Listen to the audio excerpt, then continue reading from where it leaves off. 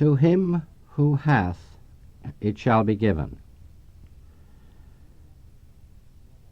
I would like to talk more about this.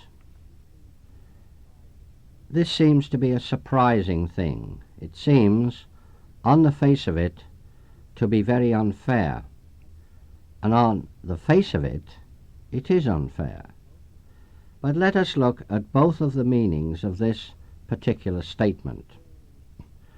From a purely materialistic point of view, it means that if one has money, power, one can always get more money and more power, and this is correct.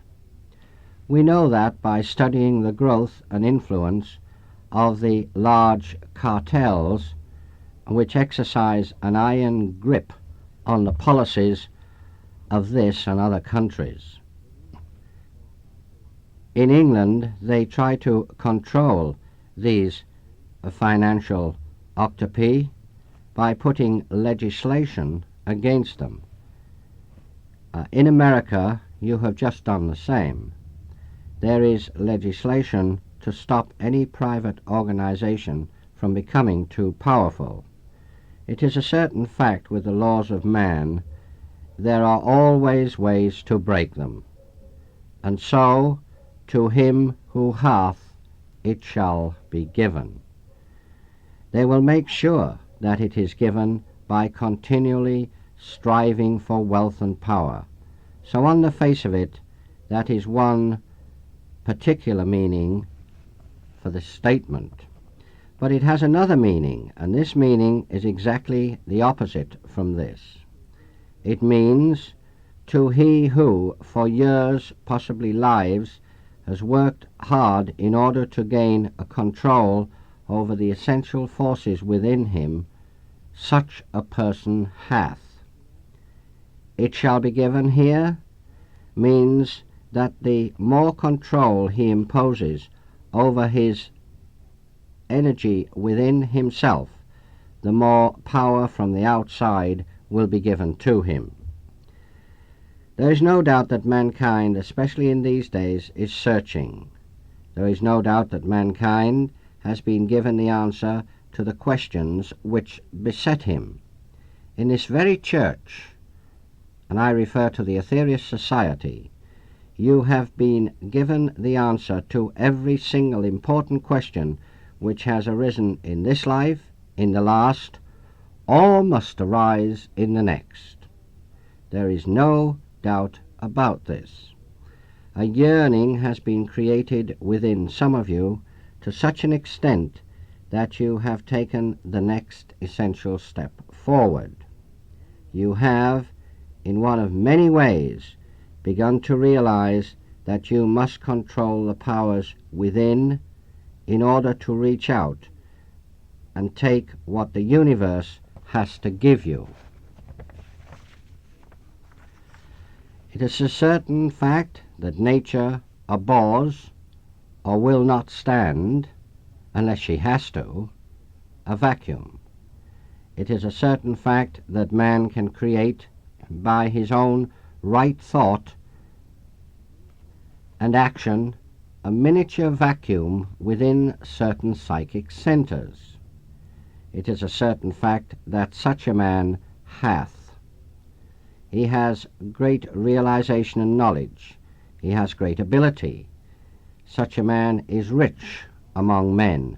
No, not among men. He is rich above men.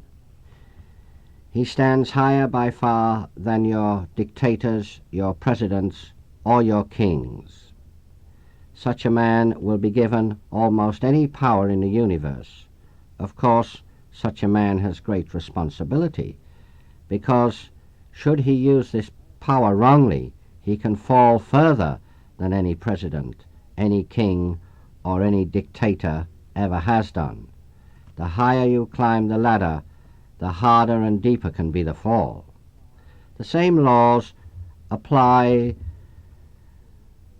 to the use of material wealth.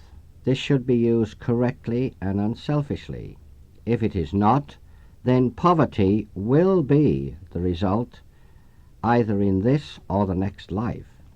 So when you hear this very strange sentence, "To him who hath, it shall be given," we should remember that it has two very definite, very distinct meanings. Meanings which are poles apart. The more you strive after spiritual advancement, the more you will be held back on the one hand, but on the other hand, the more problems you will have to solve, and the more exciting, if you want to use this word, will become your life. Get to a stage when you can draw in the universal power and supply, when the psychic centers are operating so well that you can also tap the higher aspects of mind. Such a person is a haver. Such a person has what the world desperately wants because he deserves to have it. When you get to this stage, more still will be given to you.